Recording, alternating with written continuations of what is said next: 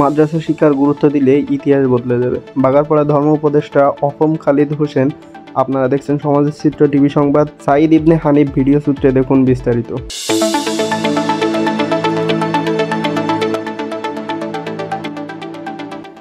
অন্তর্বর্তীকালীন সরকারের ধর্ম বিষয়ক উপদেষ্টা আফম খালিদ হোসেন বলেছেন, মাদ্রাসা শিক্ষা ব্যবস্থা আরবি ভাষার পাশাপাশি ইংরেজি ভাষা শিক্ষার উপর অধিকতর গুরুত্ব দিতে হবে।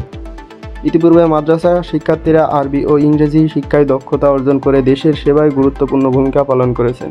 এজন্য আপনারা আপনাদের সন্তানকে আরবি ভাষায় দক্ষতা অর্জনের পাশাপাশি ইংরেজি শিক্ষায় দক্ষতা অর্জন করতে পারে সেদিকে নজর দিন। যশোরের বাগারপাড়া উপজেলার জাফারিয়া জীবন্ত পুরাণ বহুমুখী আদর্শ মাদ্রাসা পরিদর্শন শেষে মাদ্রাসা কর্তৃপক্ষের সংবর্ধনা অনুষ্ঠানে প্রধান অতিথি বক্তব্য রাখেন গণপ্রজাতন্ত্রী বাংলাদেশের অন্তর্বর্তীকালীন সরকারের ধর্ম উপদেষ্টা আলহাজ আফম খালিদ হোসেন। একসময় তিনি আরও বলেন, ইতিহাস বদলে দিতে এখন থেকে মাদ্রাসা শিক্ষার্থীদের সততা নৈতিকতার পাশাপাশি আরবি ইংরেজি সহ আধুনিক শিক্ষায় শিক্ষিত হয়ে দেশের সেবায় আত্মনিয়োগ করার মানসিকতা তৈরি করতে হবে।